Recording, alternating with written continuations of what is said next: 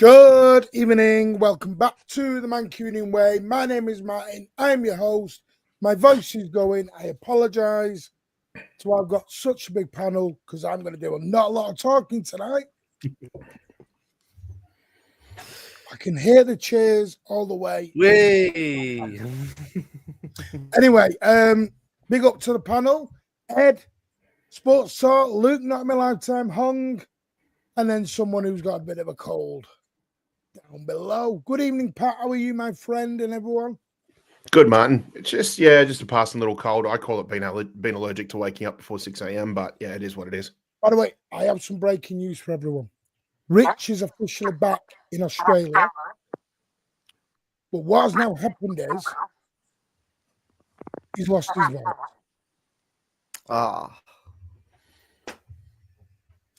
So we'll probably see Rich in another 3 weeks. No, I hope Rich gets well. Hopefully he'll be back during the week. I'm echoing somewhere. Yeah, someone. There we go.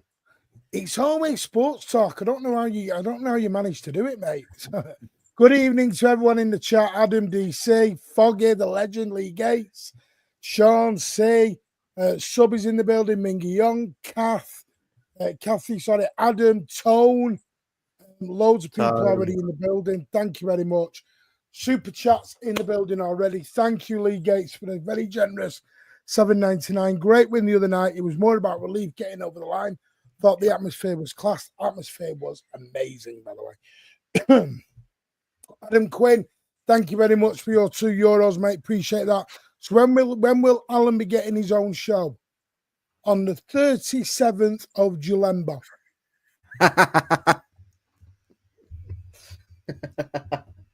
We penciled it in, Adam. Alan will get his show on the 37th of July. He's a little bit grumpy at the moment, I must say. Well, we're not talking about that. Our whole fan base is grumpy, Pat. Our whole fan base is grumpy. I'm not going to talk about Alan's political viewpoints all over social media. Yeah. Yeah.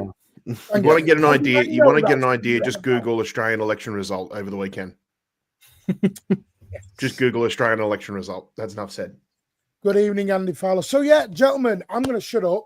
I'm going to stick the legends of the post up. By the way, I don't know how this happened, but you all went wild in the last 2 days.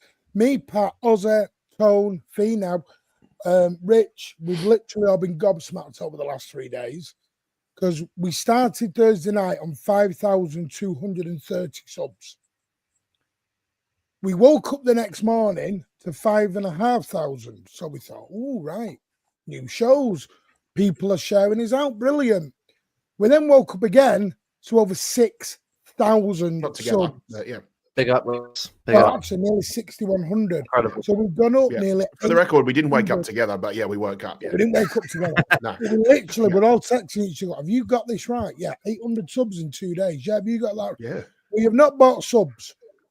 I will show my bank account. We've not bought any subs. I promise you. We have not done that. I don't know why, but you lot are amazing. Thank you so much. This channel, I don't know if it's the new shows, the different panels now. We said, we promised you the Mancunian Way was going to get bigger and better. And that's what we're going to do. It is a channel for everyone. It is your channel. New shows. We are still doing the Stateside Blues when we get everyone together. It's committed into it. We've got others committed into it. We're going to do the Mancunian one next season.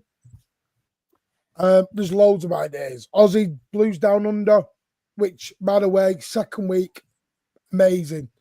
Pat and everyone will say thank you for that because it was amazing. Yeah. More to come this Wednesday. More to come. Loads to come. More shorts, TikToks, podcast.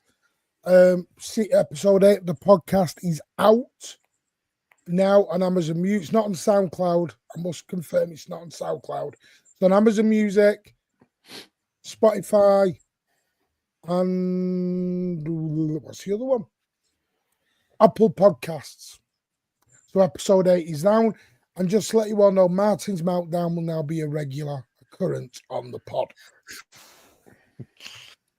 Apparently, I got the only reason I did the meltdown, and Ed knows exactly why I did the meltdown, because he was in the space that caused the meltdown.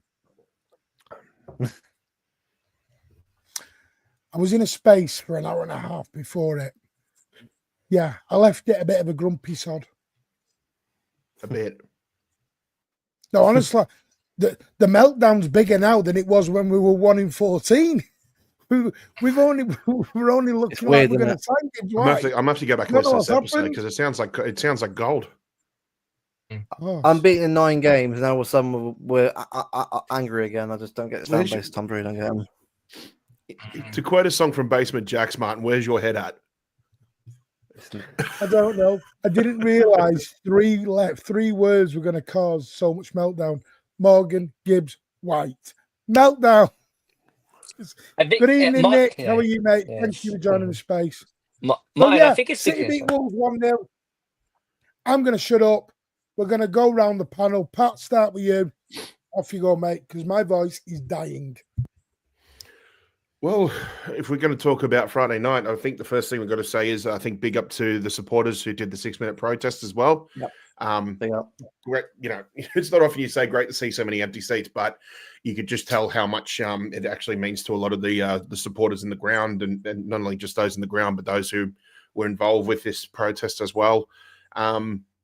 Besides all that, I feel like these days just getting to the lineup sort of speaks for itself. I mean, I expected that back four, kind of expected that sort of midfield, so I didn't really get too worked up over things, to be honest. It was nice to see Haaland on the bench as well, but I'm not in a rush. I'm not in a rush to get him rushed back. So simple as that. But I've got to say, overall with the game, it was the first half. We're going to talk about it. I mean, just playing such a high line of such an informed team like Wolves, and that I was surprised we went 2 or 3-0 down before we scored. But it's a funny old game how the game sort of plays. And look, I'm just going to sum it up as in it was one of those ones that we may have got away with a little bit, but I think we did enough to sort of get the result that we needed. And I've got to say, the more results we get, the more favourable it is out. It's more favourable away from when we play football, given so many teams around us seem to be dropping points at the moment. So it's I said before, this is a tough one, and a tough one to sort of analyze this game. And I'm not really going to, we're certainly not going to be remembering this one for years to come. But again, it's another one that contributes to us probably getting in the top 4, top 5 this season. So I can't really bitch and moan too much. I mean, we fall into this trap of trying to overanalyze performances when all that matters is what the scoreline is after 95 minutes. So that's all I've really got to say about it. And I mean, if anybody else contributes to it, I'll probably add my 2 cents as well. But yeah, I'm not going to say it was a snooze fest, but I'm just happy the job was done. Exactly. Yeah. Agreed. Anyone jump in? Go. Yeah, I agree, Pat. I think for me, I didn't look, obviously the team's a team, but at the end of the day, right, I've said to people on the stream, other people, I've said to Bevo, obviously in conversations along with Alex and Danny as well on chats. I don't really care about performances anymore. I just want to get the 3 points and get it over the line. Like at the end of the day, right, in November, December, we struggled massively at getting any kind of wins, as we all know. And for me, people want performances. You are going to get the best of us right now until we actually get towards the next season and get players in and players out. If you want the rebuild, you've got to understand that we have to get to the summer to do the rebuild. Like, it started already in January, but we actually got to get to the next bit first. If we just for me, top 4 is obviously we're actually right now top 5. What we're doing right now, obviously the FA Cup will be great as well. We get that, I'm happy with it. That's all I want. But if it's a 1-0 win every game, I'm taking it, 100%.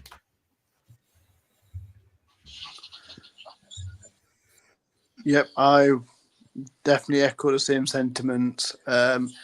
It has been a pattern of ours this season where we are starting off very shaky at the beginning, first 10, 15 minutes, and the Wolves game was pretty much the same.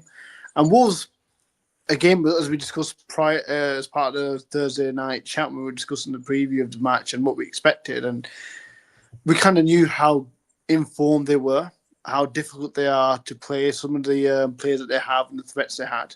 So we did find our look at the beginning, but once we got that goal, it seemed like we just managed to do what we've done over the previous season, which is manage the game after that point, hold on to that goal, you've got to hold on to that lead, and just see the game out, which I thought we did a great job of doing. And it's a massive 3 points. And like we've all just touched on then, that at the towards this part of the season with the amount of games left now, which is not very many, it's just about seeing out the wins. And if we have to shithouse every single game and just get 1-0 wins for the 3 points, that'll do. Because ultimately, what's the goal is just to get into the Champions League and get in comfortably. So, and Martin, I just wanted to ask you, is your voice gone because you've been celebrating due to hearing that Morgan Gibbs-White might be on his way?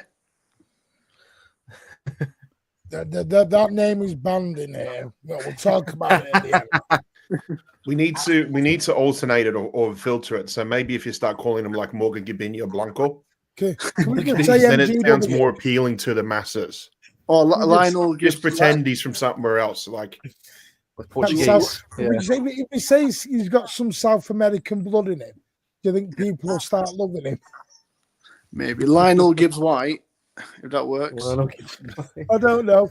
I've never felt, I think Dad said it earlier, I've never felt more sorry for a player and he's not even in the building.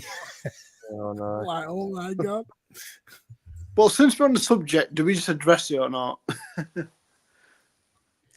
because let's be honest, there's not much to talk about this game. I Well, mean, let's Kevin De Bruyne scored. We 1-0, 1-0. Let's go. exactly. Another proof. Okay. I think here's your top three. Here's your top three for player of the season. No, Martin. You know who's going to be first, second, and third candidates for the player of the season at Manchester City. Number one is going to be the crossbar. Number two is going to be the right post, and number three is going to be the left post. And maybe Josko Gvardiol is fourth choice or as honourable mention. Okay. I don't want to go back to it because I'm well aware I'll need to get Mateus on here one day. I'm going to get Mateus on soon. Me and Mateus. What, Mateus Nunes? Make sure Alan's on. No. People who know me and Mateus are having ding dongs now because Mateus. Yeah, you are. I sit here getting better. He's getting grumpier. I don't know how it happened. He was less grumpier when we were losing. He's gone grumpier since we started winning. So I don't know what. I've noticed this. We've started winning games and people are getting grumpy. I'm like, I don't know why. Well, for me, that's the Allen effect. That's the Allen effect for you. You can't moan.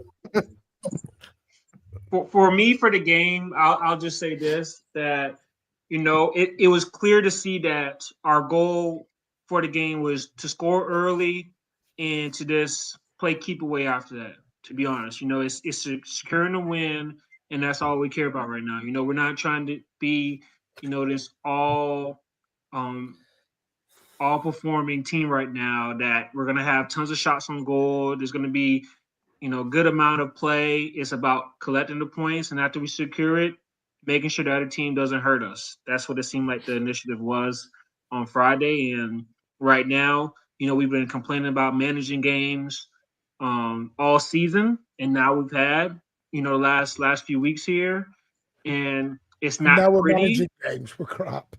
Yeah, it's not pretty, but it's effective. And, we also been complaining about throughout the season that, luck hasn't been on our side. We've had deflected goals against us throughout the season. We've had on goals. We've had errors. So I don't know why people are complaining about our recent run of luck since we're basically due luck, from my perspective. So. Yeah. And by the way, Jack West is right. The performance wasn't great. But it was a great win. And the thing is, at this time of the season, I couldn't give a tom tit about performances right now. Mm-hmm. Yep. Exactly. But what we're doing right now is exactly what won us the title last season when we went on that nine-game winning run. And yeah, you're right, look. But I will say this, and I am coming to your gifts in a minute because you lot are on fire again. Thank you. The one thing I will say is, like I said, during that one winning 14, how many times did we hit the post? Tottenham. When we got beat by Tottenham at home, we should have been 2 or 3 up by the time Tottenham had even got near our goal. So sometimes luck just balances out. I know it's weird. It's like I watched the Newcastle game today. I'm like, this referee just wants to give Newcastle a penalty. He's desperate to give him a penalty. Yeah. I'm like, just give him the penalty. You know you want to. They had like 3 cracks at getting a penalty before they actually got one. Yeah, it's like just ring the bell like the Montreal screw job. Just get it done. Give them the penalty and let's get it done. But listen, it's, you know, if you'd have said to me, my God, we're going to be sat here potentially second place because Arsenal have got Liverpool and they've got bloody Newcastle coming up. And we, you know, yes, they're hard games because you've still got to beat them. We've got Southampton and Bournemouth. We could literally, with that draw, the results, this weekend's been great results-wise for us. Get for Forest. Yeah. We are now confirmed at 3rd place. As long as, you know, we are third. What I mean by that is we're 3rd place outright right now. We're not there because there's games in hand. We're not. Yeah. We are 3rd place outright. Yeah. It's a big weekend this weekend, Martin, because we got Newcastle play Chelsea and Arsenal play Liverpool.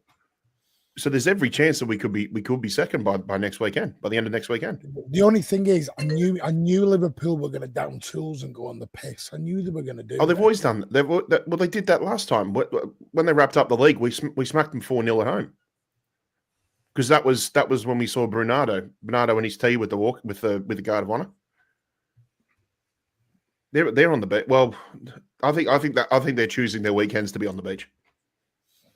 Well, it's the thing. If we're having a crisis season, where are Arsenal going to be? But they're doing comfortable conversations. They'll have to come up to in the next. They might finish 4th.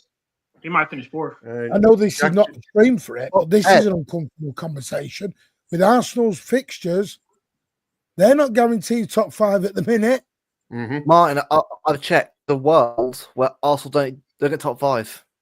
There's right now, where things are going right now, if teams get results, there could be a season where Arsenal don't do anything this year and finish out in Europa League, and we get FA Cup and top 5 of the winning 5 against us in February. So if they're not careful, they could easily bottle the bottle. Exactly. Jeez. They do be hilarious. Can I get Hong? We've been trying to get you on for ages, so it's great to get you on. Give us your thoughts. I've been on the game. Or if you want to go straight into Morgan Gibinio, we can do that. Whatever you want to do. Yeah, it's great to be back on here. It's great to be back on here, Martin, after such a long while. It's great seeing your face first and foremost. I know. I think all that matters is it was basically getting the 3 points, especially at this stage of the season, especially what's at stake. It's all about getting into the UEFA Champions League for 25-26 into next season, to continue competing at the top level as well. And I think I couldn't really care less about the performance, even though it was so concerning at times. But it was all about getting the 3 points on board and moving on to Southampton away, where I believe that if we win this match, in my opinion, then I think we pretty much can look forward to another season of the UEFA Champions League. And I feel like this. I mean, yes, I want to talk about the 3 names that caused a huge meltdown. In the past hour or so, past whole day or so. So I think at the moment, I thought not Morgan Gibbs-White, we could talk about Florian Wirtz, Andrea Cambiasso, or Tijani Reinders, or Diogo Costa. We could talk all of that then. But I think, we could start with Morgan Gibbs-White. But great win, but small man. But I feel confident about being into the Champions League next season. I think hopefully everyone feels the same way. Yeah. And while we're there too, Martin, I think you're on mute. Just quickly wanted to add as well too. Congratulations to Vincent Company on winning with the winning the Bundesliga with Bayern Munich as well. Vincent Company, yeah, he loves you anyway. Forget Vincent Company. When I talk about these legends, Herbo has gifted 5 channel memberships. You're a superstar. Thank you so much, mate. Adam Quinn has jumped in with the gifted 10. Thank you so much. You are a legend, sir. And make sure, please, if you've got one, please say thank you. There's nearly 200 of you in here. Smash that thumbs up and say thank you to anyone. Mark Fogg has gifted 10 as well. It's every show. Man, you are a legend. Please, I love you, Mark, but Save some money for yourself, mate. Appreciate it. It's every show.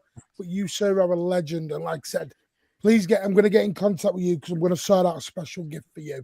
But everyone's done it. But Mark Fogg is gifted, probably going to say about 200 subs on this channel in the last season. Wow. And I'm not exaggerating. So as a thank you, you're going to get a special treat from everyone at the Mancunian way. Do you think it was Mark Fogg who got us to 6K? As an end of season gift to everyone, as a member, we are going to do a new shirt giveaway. So at the end of the season, we're going to do a members special giveaway where the winner will get a brand new 25-26 Manchester City shirt. Thank you, A1, as well. You, sir, are a legend. And you know what that means? Because I can't find it. More than you believe. More than you believe, I'm happy.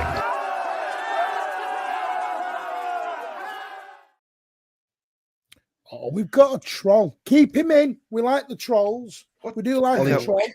Ollie Watkins with the United shirt. The United How can you have a United shirt called Ollie Watkins? Ollie Watkins, are you normal? City a small club. Yeah, yes, we are a small club. You're a massive club. You get your ass on every week. Anyway, thank you. Don't ban the world's trolls. biggest small club. They're good for the chat rate. By the way, anyone with a super chat, I've only figured this out because I didn't realize this. You can say thank you on the super chat, and I need to do this. It's because I don't have YouTube open. I need to find where it is. You can heart these super chats now. Can't heart the memberships, but I can heart the super chats, and so you can give a thumbs up on the super chats, which are amazing. So big up. Has anyone, I mean, quick question, because I know we scored the winner. Anyone changed their mind on Kevin De Bruyne? I know that's an old question and I really shouldn't do it. It's going to I personally haven't. I personally haven't, Martin, no. I think since the announcement, I still stand by the decision. And I want to say this, like, the club's progression has to come first. So I value that more over, like, you know, being sentimental to a player that's done so much for us in the last decade. And I'll say this about Kevin De Bruyne. Listen, he is, well, for me at the very, very least, the greatest midfielder the Premier League's ever seen, if not the greatest players that the Premier League has seen. But we have to move forward as a club, and that means we have to move on players that did so well for us. And it's not just that's not disrespect. It's more like we want to keep the club moving forward as well. And I think, you know, it's a question to everybody that's watching, and probably to the guys on the panel as well. Do you want the club to keep moving forward, or do you want to keep it standing still? And keep it standing still means keeping Kevin De Bruyne for another season. For me personally, especially with the wages he's on and the injuries he's racked up in the last 2 years, it's still the right decision, and I still stand by it for me. Agreed. Yeah, agree that, mate. 100%.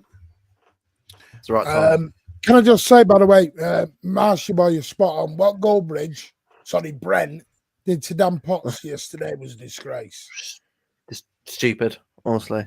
I don't know who he thinks he is. I don't know whether he thinks he's big because I'm the biggest guy. Have a little bit of humility, mate. Who do you think you are? You're some fake Forest fan. You're a fake United fan who's really a Forest fan, and you've made a character because you're a failed copper. And I've got more knowledge about football in the left you know what than you've got, sunshine. I'm losing more respect for him day by day. I used to think, he's a bit of a gobshite, but you know, he works hard, but he's turning nasty, and I don't like that. Don't like turning nasty. When did keeping it real become such a social crime, or such a crime to people? It's all about views now, bro. It's all about views. Exactly. Yeah. Big up, Potsy. He does a great job. Like I said, he works damn hard, Mark Goldbridge or Brent or everyone. But have some respect for other people. Facts. Come on.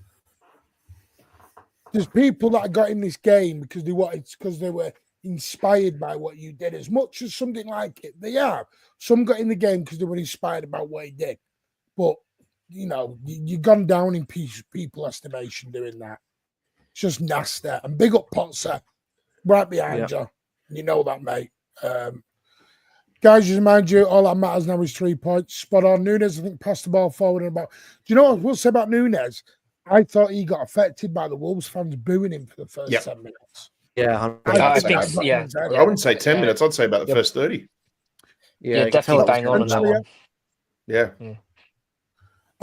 Somewhat like this, but I've got to say, big up to the atmosphere on Friday night. I know some were against the protest, but my word, I've never seen the South Stand in particular was bouncing on Friday night. Bouncing. Yeah. Nick Jackson's in the chat. It sounded very good from MCFC Food Bank, Dante and everyone. We just got to get behind. But that's what they said. Protest for 6 minutes, then they're behind the boys. And with they behind the boys. Yeah, 100%. So, and we will also be behind the boys on Saturday as well. Fee, by the way, Fee has now officially joined the Mancunian Way. So she's now an official member of it. She's now in our group chat. So, Pat, no more nudes, please. Because Fee's in the chat now. All right. Yeah. So, you made it. Why did you make that sound like as if it was directed towards you? Are you over for Stevie, are you going to the Bournemouth Southampton game? Bournemouth game, yeah, we'll have a pint because I'm going to make a big day of the thing. Hopefully we don't pay. Right, let's get into it. Who was your man of the match? Sorry, we'll go round before we get into the real juicy part that everyone's going to go to. Man of your match. I know mine. I'll tell you now. Josko Gvardiol. Yeah, mine's 10. The 10 blocks he made were so crucial. Got massive at the time.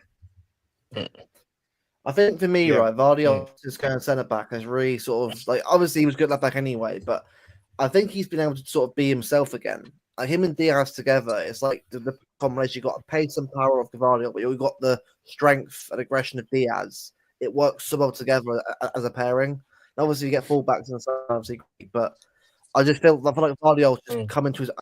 And for me, player of the year for me. He's player of the year at City this season for me. Unbelievable. Incredible. Yeah. I was going to say, I'll say Gvardiol. I think, like, he just looks comfortable and looks he was able to show his true quality since moving into centre back, because I think that's what we brought him in for when we signed him 2 years ago, signed him as a centre back, and he was definitely like one of the up and coming top centre backs, and he came in and we played him at left back a lot, but I'm not saying he can't do a job there. I know he's done decent there, but I feel like his best position is at the left centre back ball, and with him and Diaz, we're able to have that solid, stable partnership going forward. And look, 7 games together with Diaz and Gvardiol, 6 clean sheets. So it's clicking on this one, and we can take it forward definitely into the last couple of games, especially. And I think that'll probably be the centre back partnership closing into the season, probably definitely going into the next season as well for me as well. And I feel like and I think now that they're there, now we can obviously get the fullbacks sorted as well. And as well with Josko Gvardiol. I think, because we haven't had a stable partnership, especially as centre-back throughout the season, with the vicious cycle of centre-backs getting injured, as you spoke about this throughout the season, Martin. Players rushing back, then getting on the treatment again, getting the treatment table again, and vice versa. And now, now things are starting to snowball and move forward now, especially with now Diaz and Gvardiol having that connection and that stable partnership going forward as well, Martin. Yeah, no, I'm totally with you. Yeah, I agree with you, Hung. I think Diaz and Gvardiol partnership, it's theirs to lose for next season. So, I think the form that they're in at the moment too is going to roll over into next season. Martin, you know, it's interesting. If we get a clean sheet against Southampton, we've gone over a month of football without conceding a single goal from open play. Yeah. Whoa! I did not know that, Patrick. Yeah, just the Rashford pen for Villa, and that's it. But didn't Gvardiol? Didn't he? He saved the goal. You still haven't bought your editing software yet, Martin, so you're screwed. Sorry, Ed, go on, mate. No, I was saying he saved the goal, right? I remember he had a block on the line, right? Because I remember the ball came in the box and he blocked it. So I mean, if it's just a pleasure to have a player like that, right? Who's you can argue that he's world class at two positions. It's going to probably depend on what we do in the summer. It's going to be where he's going to be playing next season. But if he's our starting left center back, I wouldn't mind that. I think, there were a lot of questions around, okay, did we bring him here as a left back? Can he actually do the center back job for Pep? And he's fit into it seamless. And you just got to give him his plaudit because he's been playing every game for us too. And the level of consistency he's displayed. Hey man, I don't know where we'll be without him. I mean, if the fullbacks like what we're suspecting are going to come in, then Gvardiol is going to be staying at centre back. I can't see, in the event of there's absolute rotation where certain fullbacks or other players definitely need to have a rest, and Gvardiol may need to play on the left, and you might see that. But I don't think if we play like I say 60+ game season next season, then I could see more than 90% of his games being played at centre back. To be honest, so. The experiment, while it was fun and we really enjoyed it, sooner or later he had to go back to what he's best known for. So look, whatever happens, whether he stays on the left or he goes centre back, we're going to be happy with it anyway because we know he's a quality player and he'll do wonders wherever he is. Pat, you've screwed it. There we go. Conceded again. Yeah. Speaking of Southampton, can I just say something quickly about Southampton? The only thing that concerns me when you think about it, there he goes. The only thing that concerns me a little bit about Southampton is if you have a look at where not where they are in the league, but how many points they are in the league. The record for the lowest number of points in the league season 11. Is Derby, and they're equal on them with 11. They're going to want to get off that record. Now, I don't know to what extent they have a chance against us. I really don't know. Piss up at Southampton. Nah. So you're obviously not driving, are you, Martin? Yeah, I am. Oh, I spoke with Nick because I was thinking, Nick. Are you googling bars that are not on top of a grassy knoll? Or at least not as steep. I'm gonna throw Luke and Tony into the water. They're going out the docks. Yeah, go on. Yeah, go on. That's fine. Crack on. It's all right for Tony and Luke. It's a bloody home game for them. Cheers for that. Some will get that. Some Oh won't. yeah. Yeah, well, it's fine. Crack on. It's all right. Yes. I've had it already. Well, I hope you guys enjoy. Yeah. Well, I hope you guys get to enjoy Southampton away. I mean, sadly, I couldn't get a ticket, but I'm going to be at the FA Cup final anyway, so I'm looking forward to that. So that'll be fun to watch as well. Final's going to hit hard. Do you know what? I am so buzzing for the rest of the season. I am so. Yeah, me too. Oh, yeah, I'm really excited for the rest of the season because I'm excited for the rebuild, which brings us on. Yeah. I know TalkSport had to drop Sports Talk. He did tell me we'll get him on next time as well. So big up Sports Talk. Thank you for your time, mate. Appreciate it. And I know you're busy. But if you have, once you get done and we're still on, you're more than welcome to jump back on, mate. I will say this. Fabrizio dropped something that the Mancunian way did tell you about for about 3 weeks. So Fabrizio, stop copying us. Cheeky little sod. Fabrizio, actually, so you might as well get him. You need to get him on the channel if you're able to. Yeah, it costs money. I know he's got busy. He's money now. We charges you, Fabrizio. You know all the exclusives that we give him here on the channel. You'd think he'd come on for free. I think so. Yeah. No, I mean, if you can get him on here, that'd be great. Yeah. If you did, all Martin would say is that you are so slow and out of date with all your City transfer news. Have you considered putting me on the payroll? You're such a tapping merchant, you fab. What are you doing here? Yeah. Right, Morgan Gibbs-White has caused another meltdown. Another one? How many? That 3 or 4 now, is it? It's like so many. I mean, I can't lie to you, Martin. I mean, I spoke with a couple of people about this, so I have to be honest with you. And this is from I wasn't happy at first. I have to be honest with you. But if Hugo Viana wants him and Pep wants him, and where he's going to put him, then yeah, I would have been more concerned if he if Morgan Gibbs-White was the one to replace Kevin De Bruyne, that would have concerned me a lot. But the fact that they see him as an engine, they use his attributes to be in the number 8 position. I'll actually be okay with that and back that. And I think if as long as we negotiate a fee and this gets to a point where it's actually doable, then I'm happy with that. And I think as long as if everything's okay, then I think I'll back that. Like I was worried, to be honest with you, Martin, I'll hold my hands up. I was so worried that he could be the Kevin De Bruyne player playing the number 10 as he usually does for Nottingham Forest. But the fact that he come in number 8, I think, okay, cool. That means we can push on. People think he was, yeah, and it was. Ornstein actually said it was not an A or B. It was both. Wirtz and Gibbs-White was the targets. It was not just one or B. Now, obviously, I know buying is the big thing. The problem is with Wirtz, Madrid seem to have now declared poverty. They've suddenly got no money now. I don't know where that's coming from. They can't even sack Ancelotti because of the payout. So that, they must be buying Bellingham on the never. They must have bought Bellingham on a 20-year contract. Money tree. Yeah. Leverkusen don't want to sell to Bayern. Yep. So is it us or nobody? Now, the news was broken on Twitter by some ITKs. Whether you want to believe or not, some have said it's getting closer. It's not done. Everything is fee dependent. Whether it's Wirtz or Gibbs-White, they are both fees dependent. Gibbs-White looks like he wants to walk over hot coals to get to City. He's godfather to Foden's kids. I know he's I don't want to announce this, but he is a United fan. I will say that quietly. He is a United fan. So was Cole Palmer, by the way. Yeah. So it is what it is.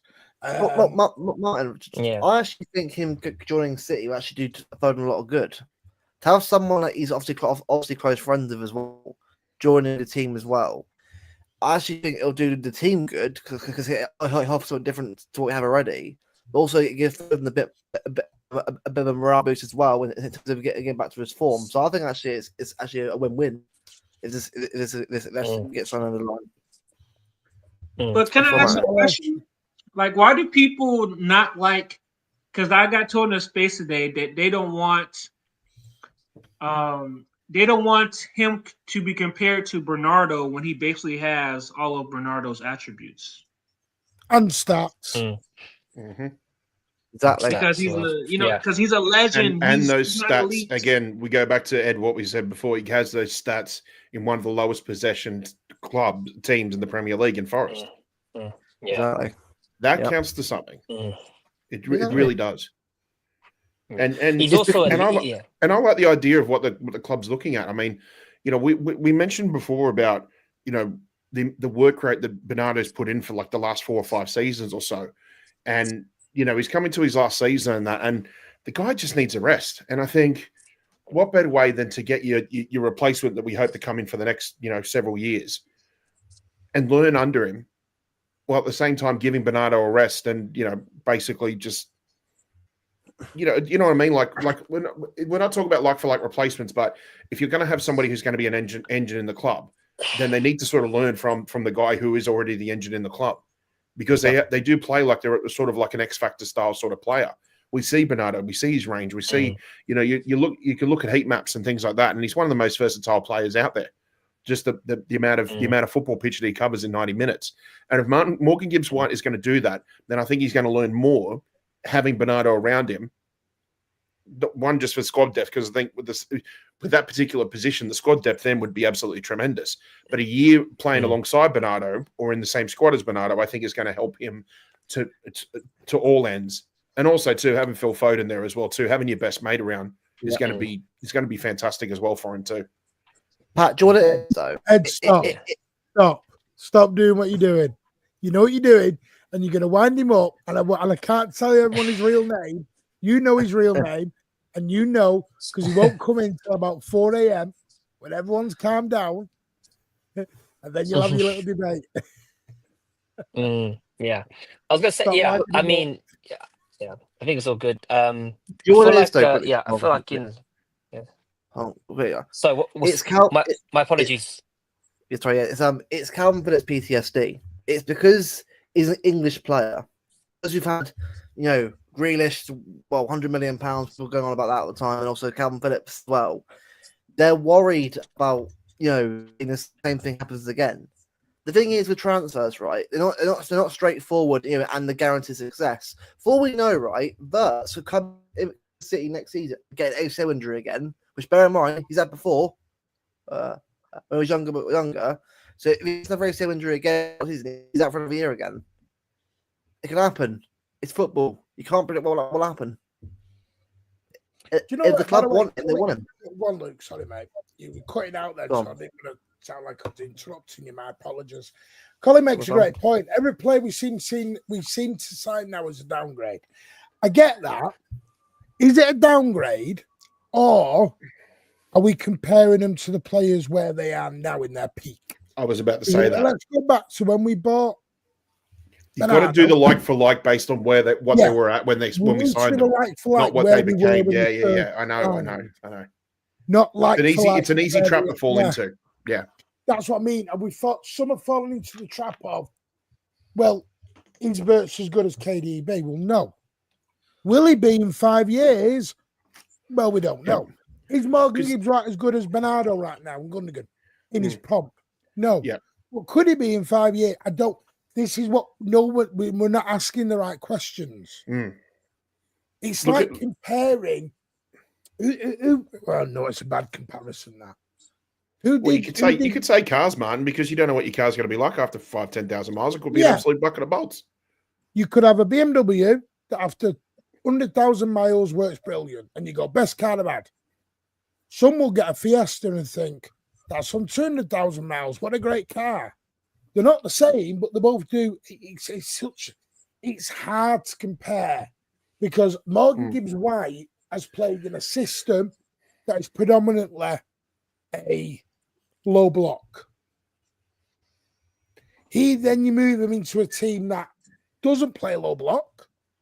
And I know everyone's going to go, well, against Brentford, he was this. Again, I'll put it in another analogy. Someone put it this way. If you're at a job and you've been there for a while, you're one of the highest earners. Another organisation comes to you and says, we want to give you a promotion and we want to pay you 3 times your wage what you're on right now, or even double. You go, well, I'll have a bit of that. Yeah. But you've still got to do your 8 weeks, some are 2 weeks, some are 6 weeks, some are a month. Your notice.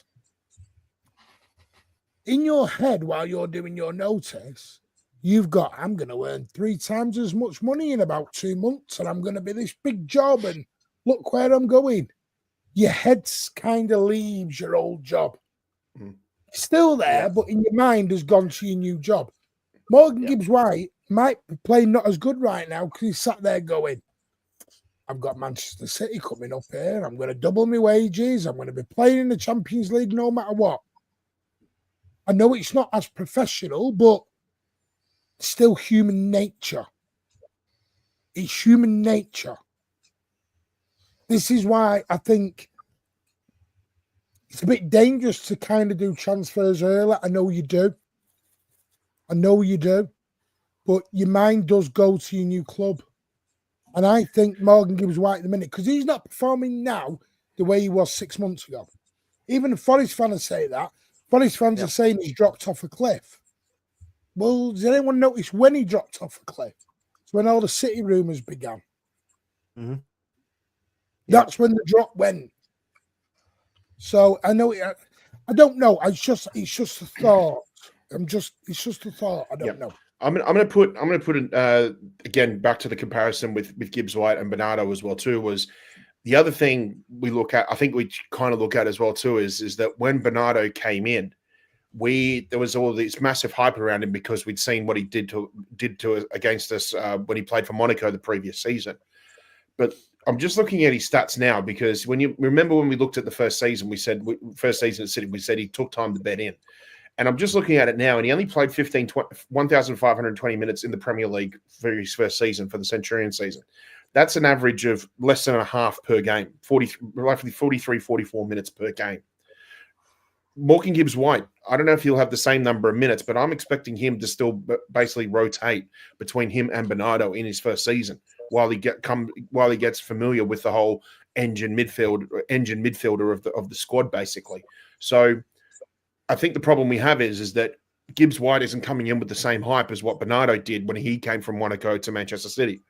And I think that's the problem. I think we're trying to compare the two because of the manner in which they came to the club and the hype that was surrounding him. And because Gibbs-White isn't doing that for us, because he's one, I think because he's English, number two, if you want to say because of the club that he's coming from is Forest. But let's be honest, Forest have had a fantastic season regardless of where they finish. They're going to be in a European spot. Question remains, which one is it going to be?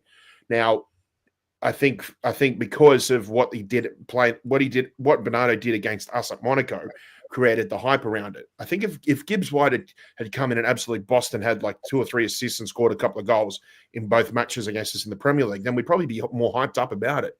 But he hasn't. He's hit the post in a cup semi-final, and since then didn't necessarily do a hell of a lot in the 2 matches that we played against him in the league. So for that reason, I don't think we're quite, we're getting really hyped up about him basically. So that's the comparison. And again, it comes back to what Martin said. I think we've got to look at it from a perspective of where we saw those players when they started, not what they became. Because again, to be honest, every signing you make is, in effect, is some sort of a gamble. So we're just going to have to wait and see. Yeah, like people said, Diego Costa's a downgrade to Edison. Got to remember, we're comparing him to a treble-winning squad. Yeah. 100%. It's a hard. Domestic treble-winning squad. Yeah. A 4 in a row, 4 leagues in a row winning squad. It's so hard. It's we can't do this comparison. I know we want to do, but we can't. Yeah, I mean, that's why we always talk about profiles, right? When you look at a Morgan Gibbs-White, you're looking at an engine, you're looking at passing range, right? You're looking at physicality, and you're looking at somebody that has a little edge to them. And I think, we're somewhat missing that person in our midfield who does have a little edge to them, who's not scared to maybe put in a nasty tackle every now and then. So I think that mindset and mentality will also be good for us if he does come.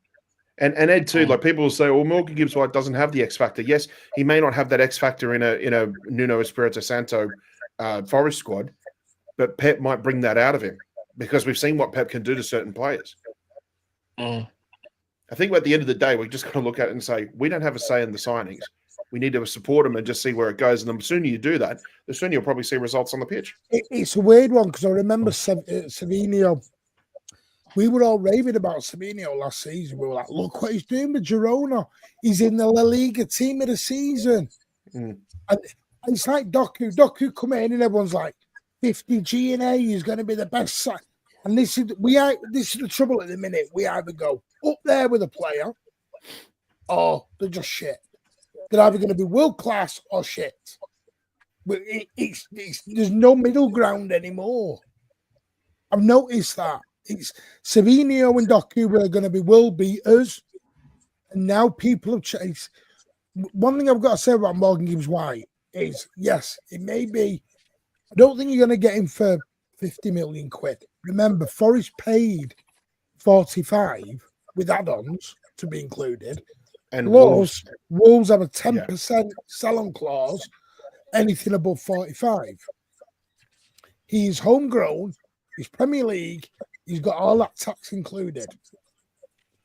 So I don't know. How do we know McAtee won't be included in the deal? How do we know it's not 60 million in McAtee? How do we know it's not 70 million with 10 in add-ons?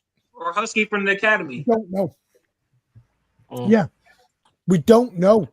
Because they bought him on a 5-year deal. Say, for example, at 60, they paid 8 million a year, 860. They've got 20 million. I don't know what Forest are going to be wanting. He's only got 2 years left in his deal.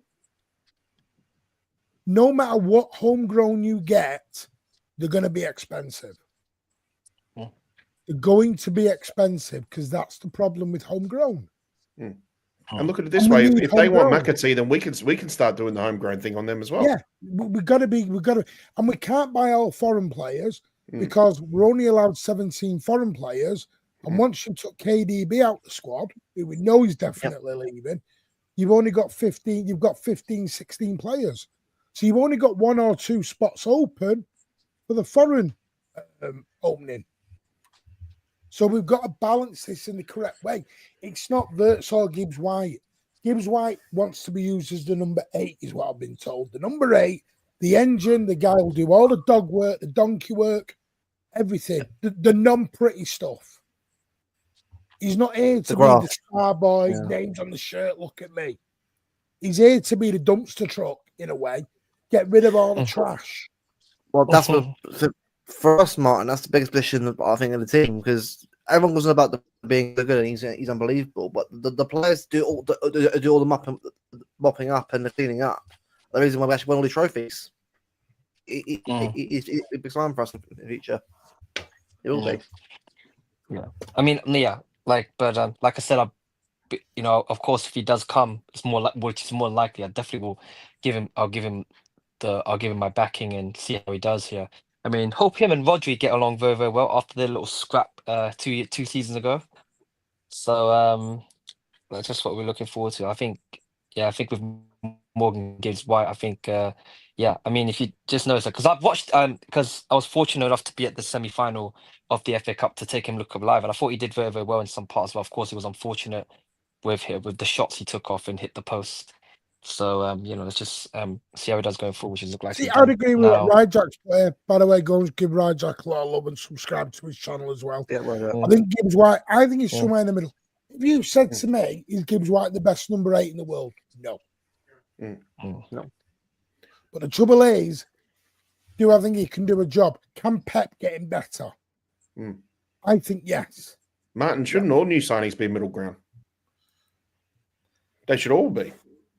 The trouble they should is, all be looked at middle ground, and then it's up to their performances as to whether we think. It should be. I don't know what people want. I don't know what they want, really.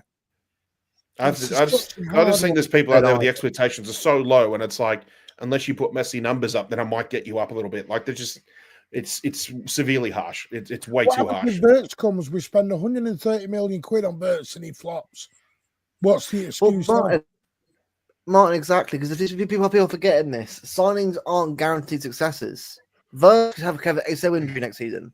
It'll happen again. Remember, people often forget this. He had an ACL injury when he was young. Leverkusen, he was out for like a year. And bear in mind, that's still, I'm not saying he's injuries here and there. If he's injured again, then what? So if football, whatever can happen. When we get in, I trust to do a job. That's how I see it. Yeah. And by the way, like someone said, McAtee could go in the Leverkusen deal. Either way, you're going to get Wirtz a bit cheaper or you're going to get Gibbs-White a bit cheaper. You're not going to get both cheap. Something has to give. And by the way, you're not going to get Rodrigo. I don't think Rodrigo happens because they're not. Because Wirtz would be a £200 million deal all in with wages, agent fees, about 200 mil. Rodrigo's not going to be far off that with his wages and his agent's fees and his fee. City are not going to blow their whole budget on 2 players. No. That's 400 million, say 350 at best. They're not going to smack 350 million on 2 players. Yeah, it's just not possible as well. Yeah. I think so. And I think fine, he's not for you. I get it. Some will back him, but the one I agree with Andrew. He might not be your flavour of the month. May not be a player you want, but once he's in a blue shirt, we've got to back him. Give him that chance, and I don't think 2 games. Give him a season like we gave everyone a season. Well, Delph wasn't a player that I wanted to see, but then he ended up doing really well. Like it just depends. Like not everyone agrees with players coming in, but they come in actually surprise you. Just give players a chance. Just give them a chance.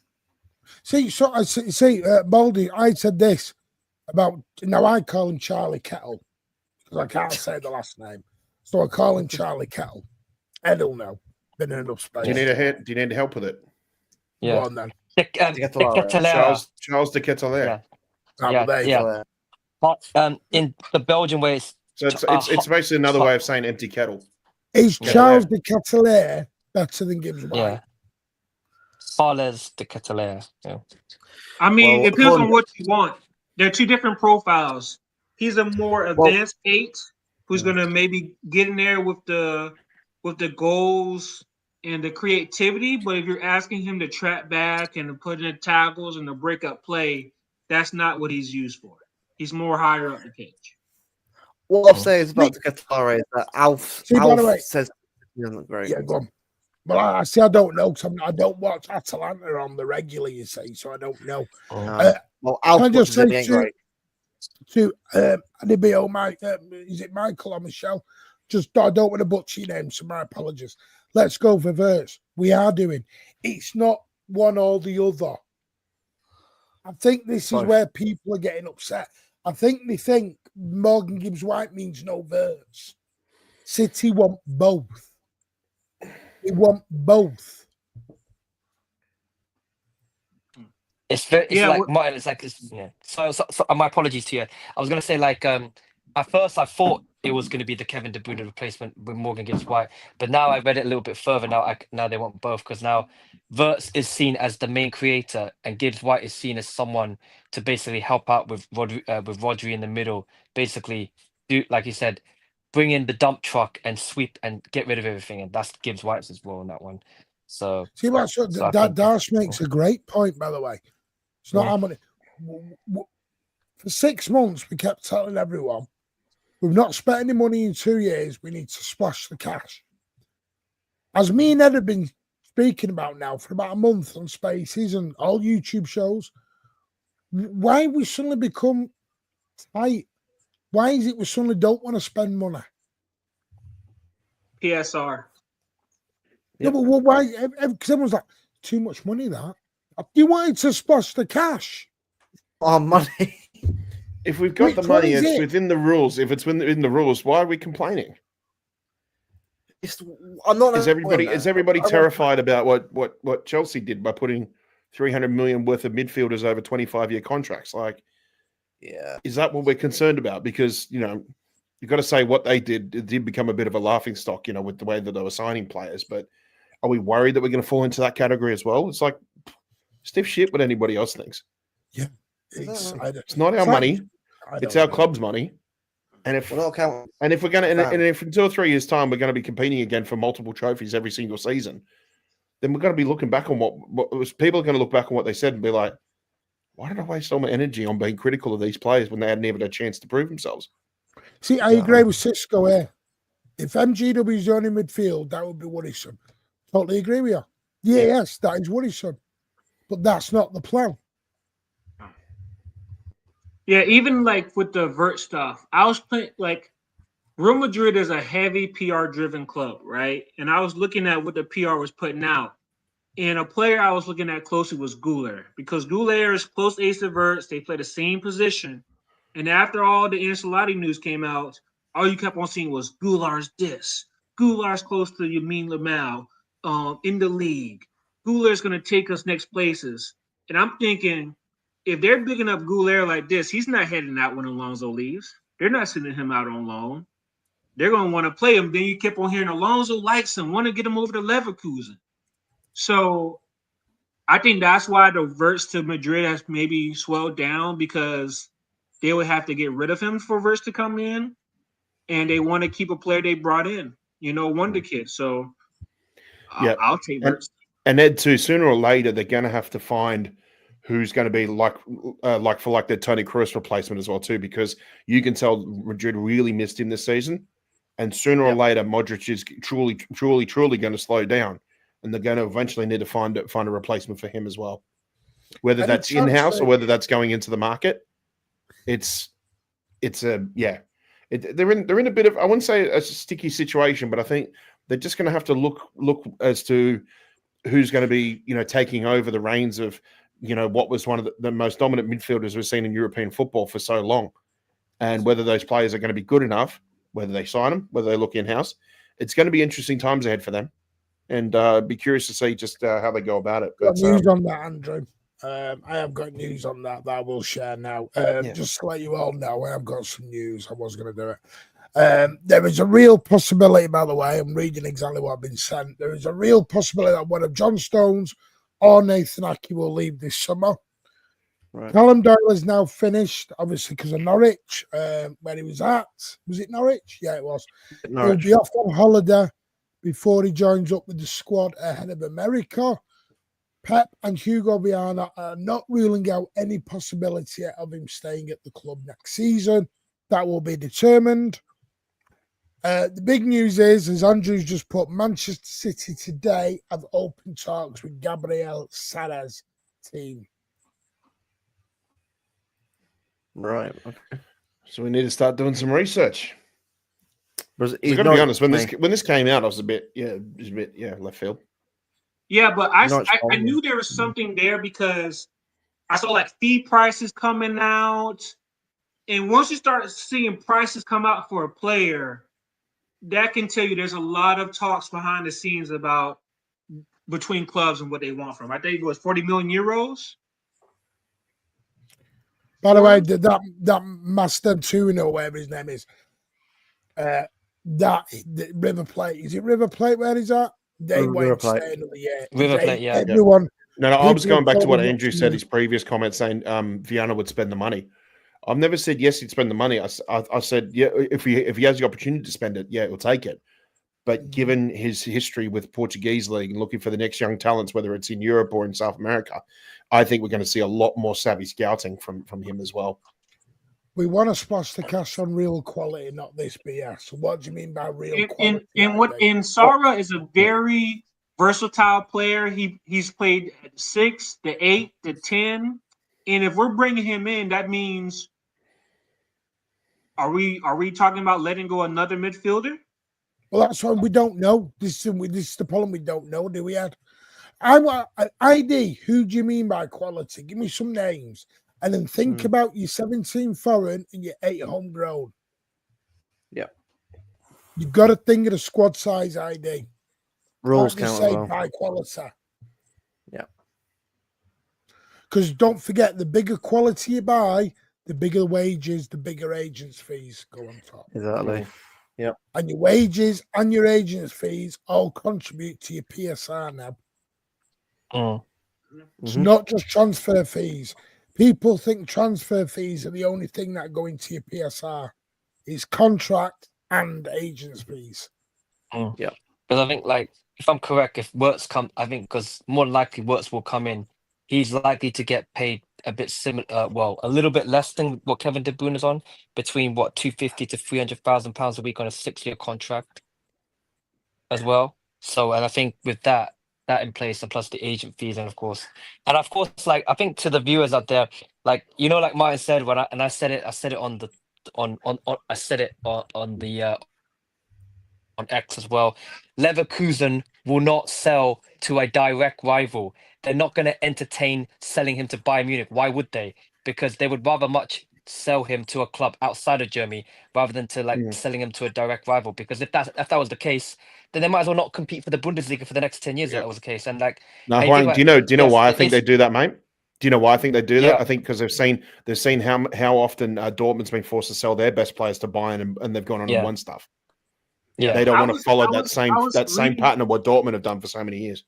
I was reading something too that with Bayern trying to do this Wirtz deal, all of the other transfers are going to be impacted because of the money they're going to have to invest into that Wirtz deal. So they might not get a center back. They might have to make do in-house with shifting some players around because of all the money they would tie up with Wirtz. So even they'll have to take out a loan. So I just think we're in the best position right now for the player. Yes, it is the guy that was who we dropped there. Hong's gone. Lee Johnson, yes, he was the guy who was at Norwich. Yeah. And I'm telling you, we signed Sarra, that will come up. He's a former Norwich player. Mm. It's not Brentford's player. Yeah. Does this start to sound like a Hugo Viana signing? It So does just- actually, yeah. Just, you know, does. maybe I'm just saying that because, you know, we don't hear a lot about scouting out of the Turkish league. So to me, it just sounds like something that Viana would do. I just think he's a little bit more savvy in terms of looking for hidden gems and sort of, with all due respect, lower tier leagues, basically. Yeah. Well, Pat, remember, right? People often forget this. Viana and Amram at Sporting didn't buy massive big names, did they? They bought. It's not just a Sporting thing; it's a Porto, it's a Benfica thing as well. It's how the Portuguese league works for so many years. It's all about. I think basically the league winner, the one who always wins the league and the cup every year. It's a case of who does the best scouting, whether they find the young talent from South America or the young one coming through different academies and that. That's how they do it. In a way, I think they what they try to do is they try to be the best club in Portugal by spending the less money. Which is something that would sound great at Manchester City. It's just something you can't do in the Premier League. But with someone like Viana, you might be able to find that next. I've said this before on many shows. It's just like I would not be surprised with the scouting that Viana has, with the talent that comes through Portugal, the talent that comes out of South America via Portugal as well too. That we might see the next midfielder come through. We might see. I don't want to use comparisons, but I'm saying like, if we looked at someone who could be as effective as Kevin De Bruyne in midfield, but you may only have to pay 30 or 40 million for him. Yeah, exactly. But again, I'm not going to quote any names because we don't know to what extent that scouting system has been working at Manchester City. What I'm saying is that someone like Hugo Viana could possibly use all that knowledge that he had from scouting young footballers in the Portuguese league to where we may be in a position where we might be able to do scouting that's on the level of like a Benfica, a Brighton, or a Borussia Dortmund. You know, these clubs that bring in the next big £100 million player, but they're only paying 10 million for him. So I think what we might see is a very different dynamic in terms of transfer business in the coming years with him as a sporting director. So I'm really excited about it. There's nothing really I can turn around and say I'm excited because this and this is going to happen. But if you look at his track record, what he did at Sporting, and the track record of what the Portuguese league does and has become, then there's everything to feel good about that. We may see the next unknown commodity come out of somewhere that we've never heard of. And I think that's something that we should look forward to. It may not happen tomorrow, it may not happen this transfer window, but I feel like it will eventually happen. Well, the thing I do want to add is, I get your point. We could sign a homegrown fullback or goalkeeper. Is that not changing? Because the problem is, they've already decided on the goalie. They've already decided on the fullback. They're not going to change their targets at fullback and goalie because fans don't want Morgan Gibbs-White. That's the problem. They're not going to change targets around just to suit. Because who are you going to get as a homegrown fullback? Livermento is not to the fans about who we should sign. Yeah, Livermento is not for sale. Robinson of Fulham. Anthony Robinson, potentially. But maybe they want two. Everyone wants Kirkes. Looks like Liverpool are wrapping that deal up. We're not the only football team in the world. Other teams want these players. Anthony Robinson might be going off somewhere else and we don't know. Exactly. And see, by the way, Echeverria, how'd you get him in? We forget he exists. He's there as well. Everyone's going balmy about Morgan Gibbs-White, but I don't see anyone saying, we get Wirtz, what happens to Foden and Echeverria? What happens to Mamouche? You think about the thing is, like, De Bruyne's going out the door in the summer, and I'm not saying Wirtz is like him. That's what I'm trying to say. It's more like, if we're going to replace De Bruyne, we have to accept the fact we're going to have to pay well over 100 million euros or pounds to get him in, and it's going to be. And I feel like, and like I said, I mean, the other alternatives out there, with all due respect, they're pretty much underwhelming, and I rather would want to get. And I think Wirtz is pretty much the only guy that's going to come in and be the main creator for us as well, Martin. Like, if you get a Sarah and you don't get Morgan Gibbs-White, then you might have to keep a Grealish or a Stones to temper that homegrown around.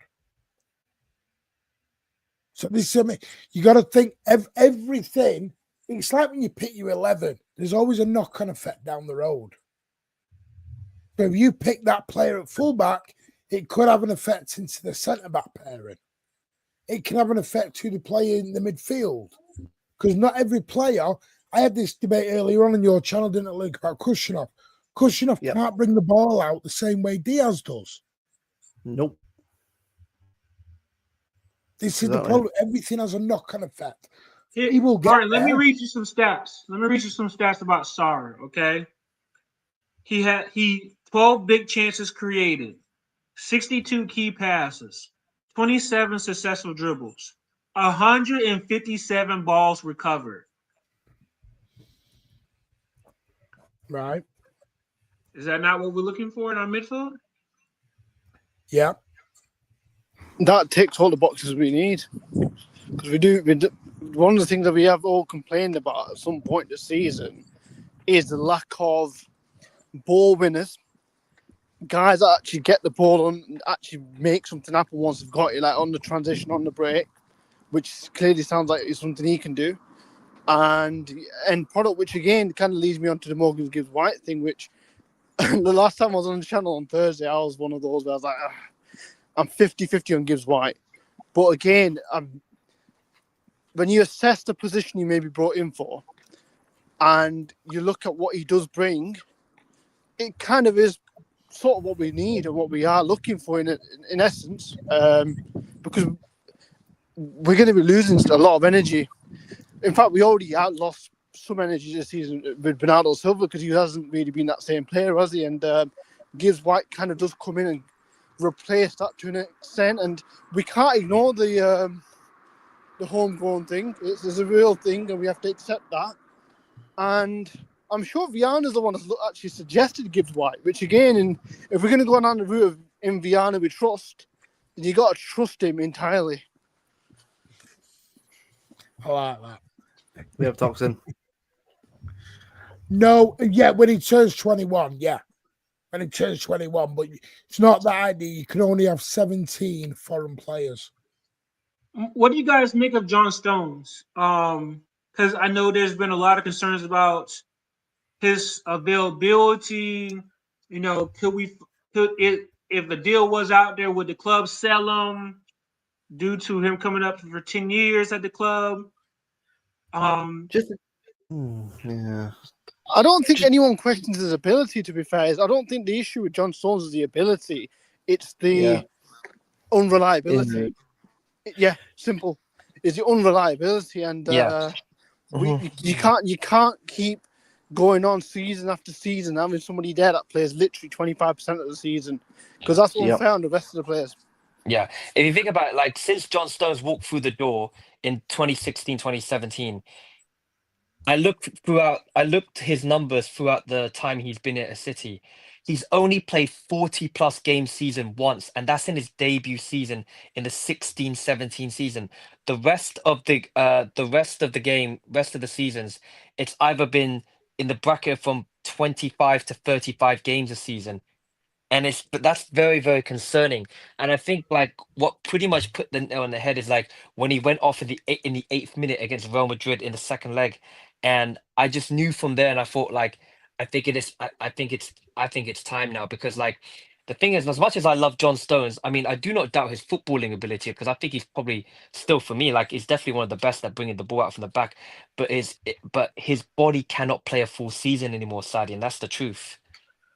Just Definitely. a question quickly. How long is Stones actually out for? Is he in back training? That was still injured.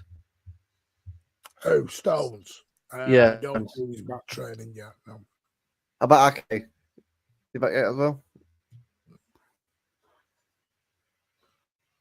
I think he's doing Ake's gonna individuals, because I've seen him in Holland posting pictures, so I think he's probably doing individuals. I think Ake's going to be back. Boris. I mean, people won't like this, and I said this earlier on yours. I wouldn't rule out Rodri being on the bench from Saturday onwards. In the next couple of games, I see Rodri being on the bench. Yeah, I can't see that, man. No, I didn't say playing, so being on the bench. Because He's now full training. Full training now, Rodra. Yep. Haaland, weeks. I expect Haaland probably sat there away at Southampton. I don't know where Pat's gone. Are you there, Pat? He's bugged off. He's just disappeared, Pat. Bugged off. Is Victor's going on loan? I don't know. That I don't know. I will ask. Right. Can I ask a quick question? Again, anyone is free to address this. So, I was under the impression that we were looking at getting two midfielders, one being an 8-6 hybrid and the other being an attacking midfielder, like a 10. But now that we're looking at some of the names we've been linked with, like we've got this Gabriel Sara, who seems like he's more of a 6-8. Then we've got the Gibbs-White situation, which is another potentially 8. And then we're still getting the links with Wirtz, another number 10, basically. So are we now looking at bringing 3 in? And if so, are we also looking at letting 3 or 4 go? Potentially. Yeah. Well, Ed's put up here. I need to find it. It's come out. I mean, it's from the Mirror. City are preparing to sell 8 first-team players if they receive suitable offers. Again, suitable. We know Kevin's going. There's Jack, Bernardo, John Stones, Kovacic, Gundogan, Edison. Yep. And that answers that, doesn't it? So I think we'll get 3 or 4 players regardless. I think the extras will come if any of them move. Yeah. I just think that for me, if I'm looking into the future, because even after this summer, our transfer business won't be done. Right? We got to potentially look at maybe a winger next year, maybe a center back potentially if we let Ake go next year, right? So would they just want to get the midfield done in the summertime? Or because if we do keep a Gundogan or Bernardo, it's only a 1-year rental. Yeah. Do you think we'll go for another centre back considering that we've got Hayes and Kusanov already there, then we've got Juma Bar in the pipeline, again, all depending on how his progress goes. We'll have you've also got Gvardiol, Diaz still there, potentially maybe a Kanji or Ake, one of them two still being there. So we'll probably have 6. We'll be well stocked, won't we? I do sports talk because by 2027, Ake, Stones, and Akanji are out the door, based on contracts. So you're going to need to replace those 3 with at least 2 more. Right. So all in all, how many centre backs do you think we'll end up with by, let's say, the end of next summer? Well, sorry, not the coming summer, but the summer after. Yeah, I mean, they might. I mean, that's one of the reasons why we got the young centre backs in January, right? We might just keep them, right, and let Kusanov, Hayes, and Ball take over those 3 that are leaving. You know, we just don't know. You know, for project developmental players, you just don't know how long it's going to take them to get to the right level for us, you know. So I'm sure we're going to be keep on looking at Ball's development, Hayes' development, Husanov's development, and we're going to decide to see if we want to go back into the market. Yeah, no, that makes sense. Bernardo and Stones are both contracted until 2026. So the trouble is, if Bernardo only wants to go to Benfica, Benfica might think we'll wait a year. Get him for free. We can give him some more wages. And Benfica, I don't think Benfica are going to pay a big fee for Bernardo. No, he's going for free. He's going for free. You'll see out his last year here at City, and he'll go for free.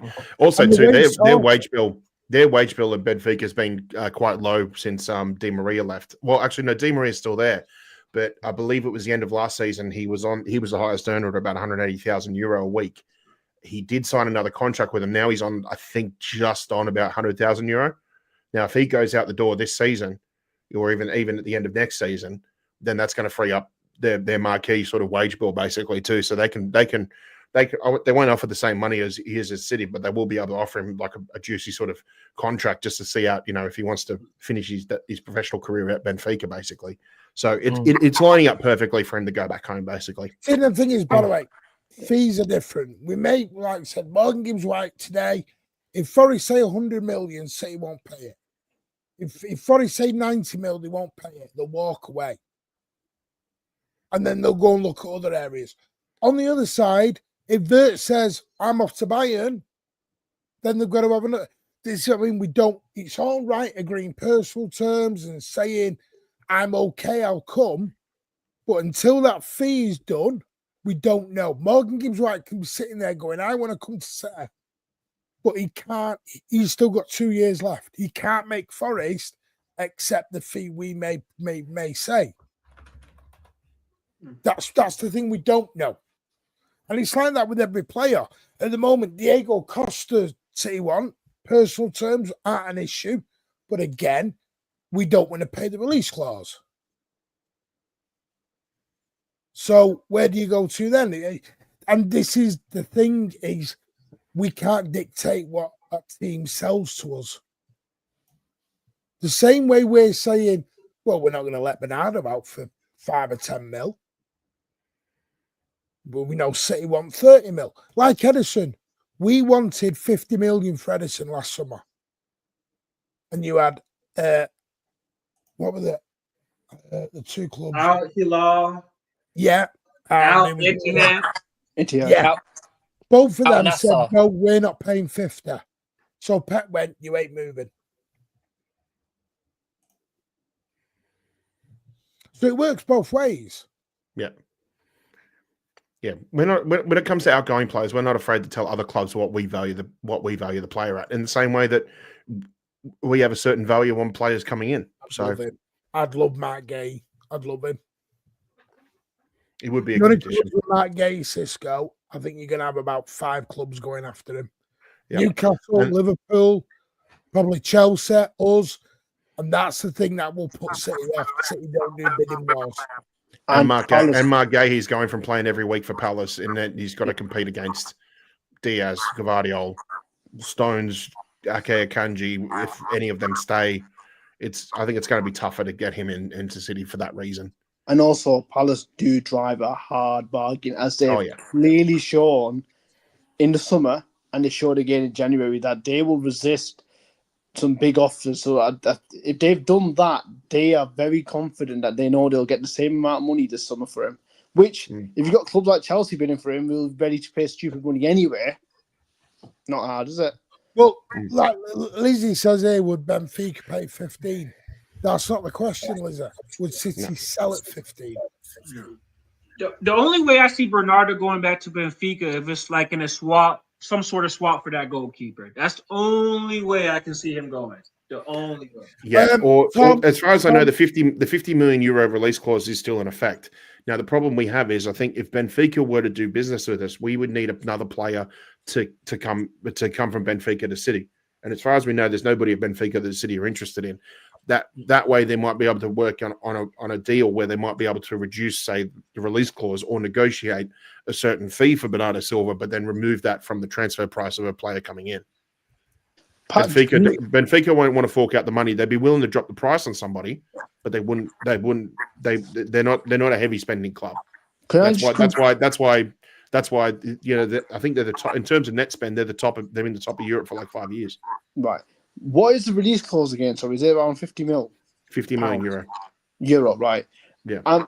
As far as I'm concerned, I'm sure a week ago, maybe a fortnight ago, where there is talks that have been initiated by Benfica to try and sign him now, and they have made it clear that they won't pay the release clause, which is new anyway. But if the release clause is around 50 million euro, which is about what, 45 million or something? 44, 45. I reckon there's a deal to be done for about 25. Yeah, Bernardo, yeah. Yeah, Bernardo's still 50. That 50 million still in play. Yeah. So I reckon if they're basically what they're showing is that they're prepared to negotiate a fee, just not that fee, then I think there's room to get 25 to 30. Obviously, depending on the structure of the deal. They won't sell at 25. They won't sell at 25. Yeah. What do you think they'll sell at? I think you're going to have to put a 3 in front of it to get any kind of deal done. That's why I said... That's why I said the goalkeeper, because we've had links to the goalkeeper. That's the only way I can see it happening. That's the one, by the way, just to tell, and keep an eye on that name this summer as well. Is it? Oh, it's Anthony Trubin. He's the first choice goalkeeper for Ben. No, Eze. Eze. Eze. Yeah, Eze, okay.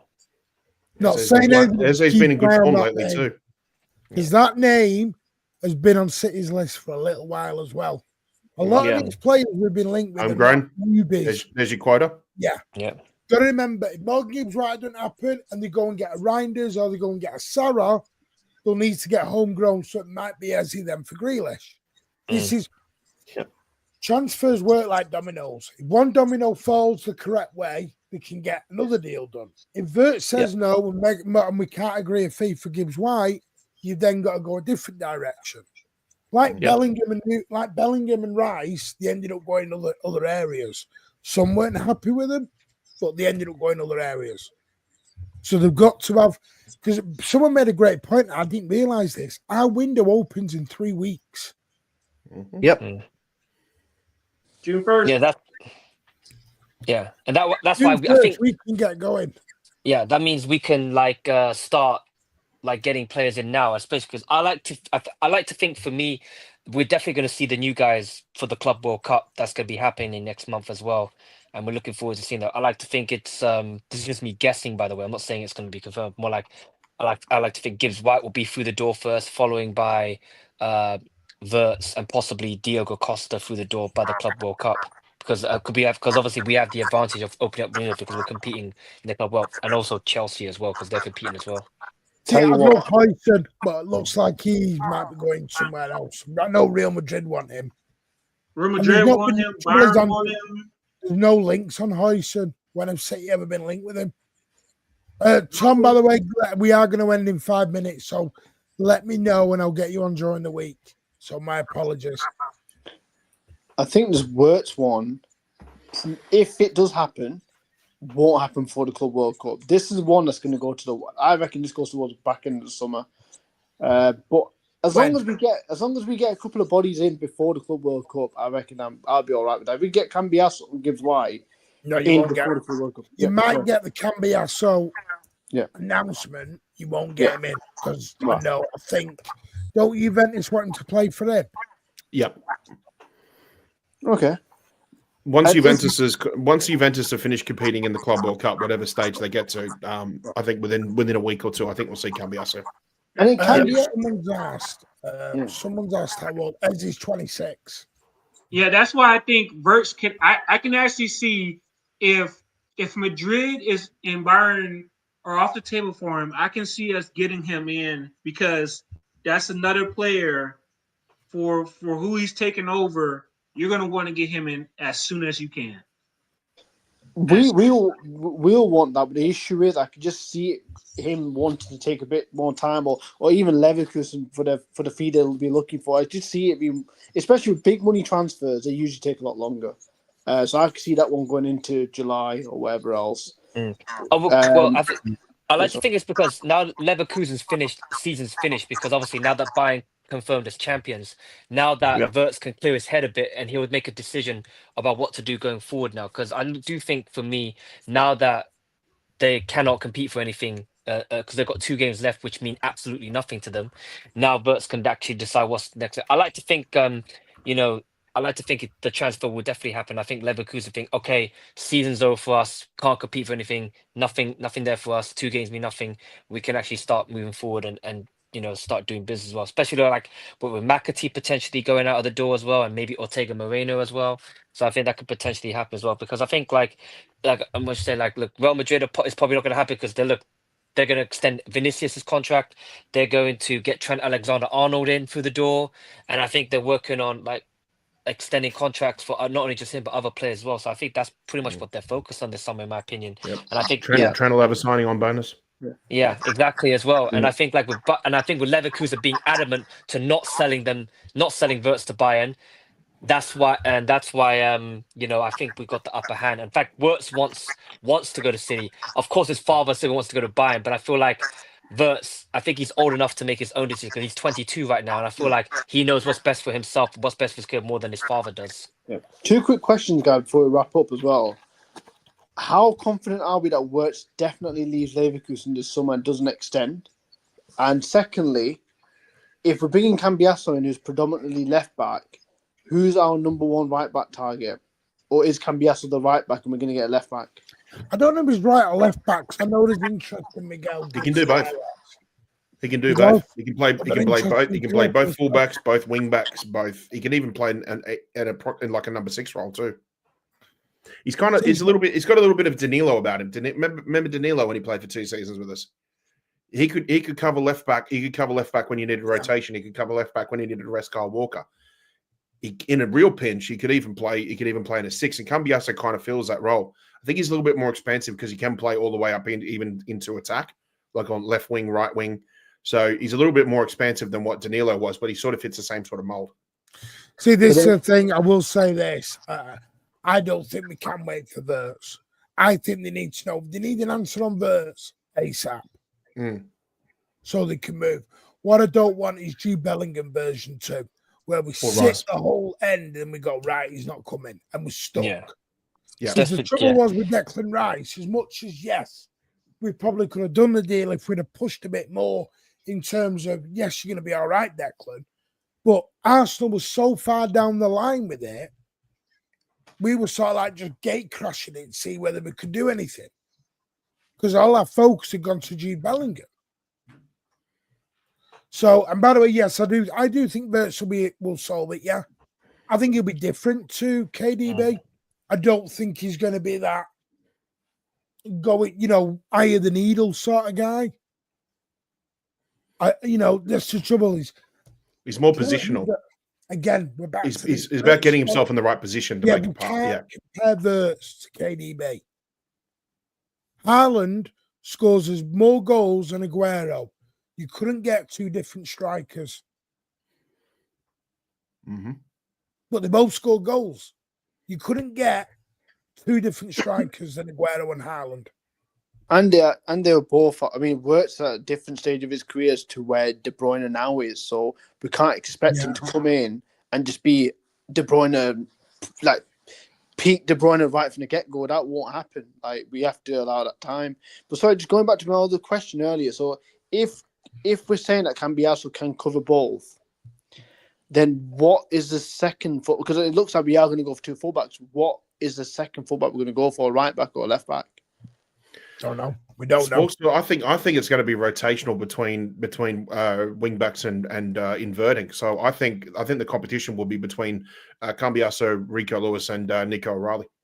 Well, like we were talking about this earlier, they're going to give Callum Doyle the chance to go on the Club World Cup. Nice. This is the other thing, because Callum Doyle and Juma Bar and Echeverri go on the Club World Cup, they become fabulous. These are all the decisions the club have to make. O'Reilly, because by the way, you move O'Reilly out of left back, I don't see him getting a lot of game time in midfield. Absolutely. So he becomes a bench player. Is he going to be happy with that? I don't know. And these are the problems. I'm all for that Callum Doyle shout. You know what? He has been around the club for quite a while. He's done what he's been asked to do going on loan. Is Kirk's classed as homegrown? I don't know.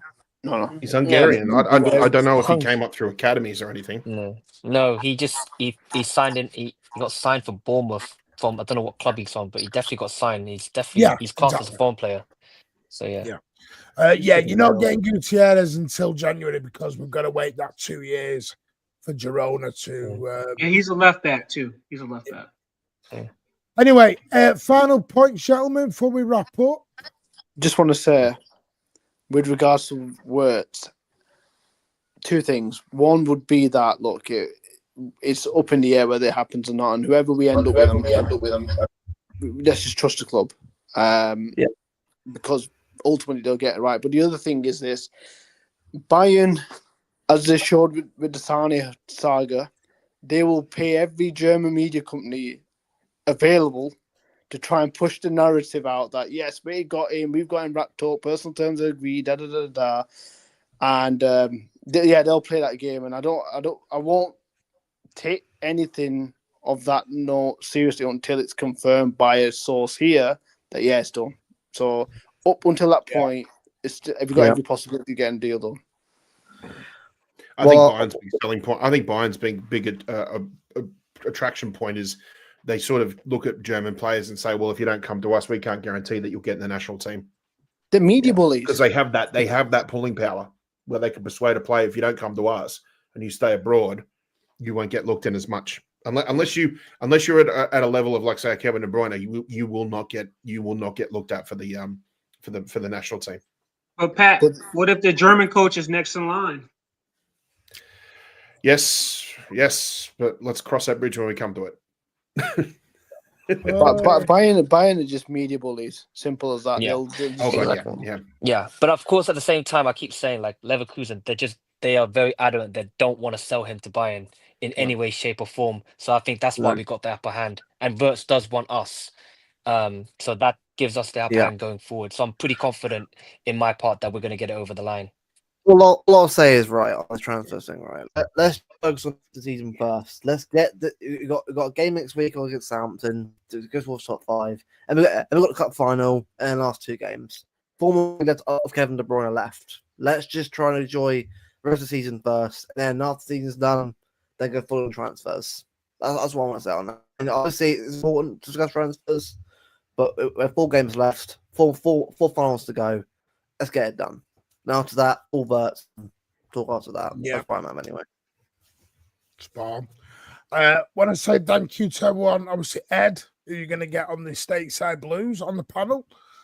Moving forward, Hong, thank you for coming on, mate. Really appreciate it. It's good to have you on. Sports Talk, as again, always a pleasure. Luke, not in my lifetime. Get over there, hit that subscribe, show him a lot of love. Ryjack in the chat. Matt, this is City's in the chat. Show them a lot of love. Go and show all the City family a lot of love. Pat, obviously, we'll see you Wednesday, I'm guessing, for Blues Down Under, episode 3. Which will be good to get the boys back on. I will not be on it. I promise you all. Because I'm not an Aussie. Martin, any shows coming up, Martin, before we wrap up? Any shows coming up? Yeah, either tomorrow or Tuesday, I'm going to do a calling show. It's going to be a Martin Talks calling show. So we haven't done one for a bit. So we're going to get you legends on.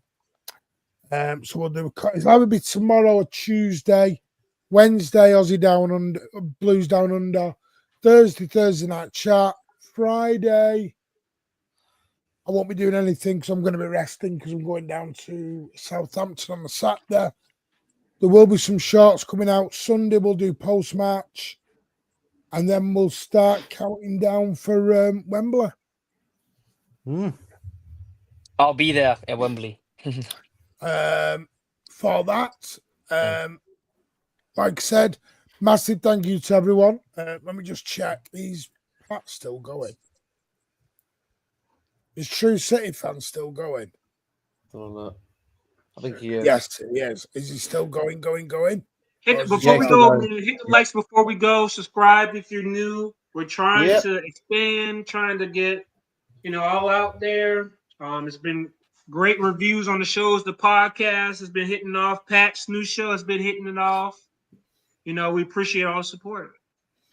Yeah, I will say this. Episode 8 of the podcast is out. Give that a lot of love. We will be back.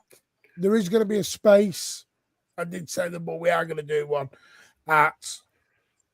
in about half an hour. We'll get a space. Martin, what are you doing to me, Martin? What are you doing to me? I'm just keeping you on your toes. So there will be a space. There'll be a space. You don't need to keep Ed on his toes. He's tall enough. No, I've got to wait for the doctor. The doctor's going to be about 3.5, 4 hours. So I'm going to stay awake. So we'll do a space. In the meantime, so my dad, I'm telling the doctor called out. So we are going to be waiting. The space will be on X at Horsey City. Come and have a say. I'll just come and have a listen. It will be a sensible space. I promise you. We're going to end now. This is going to take you to True City Fan TV. Put in the chat, Mank Way Raid. So in the chat, you're just going to type Mank Way Raid. That's all you're going to chat in the chat. Don't write it a different way, otherwise you'll look like a...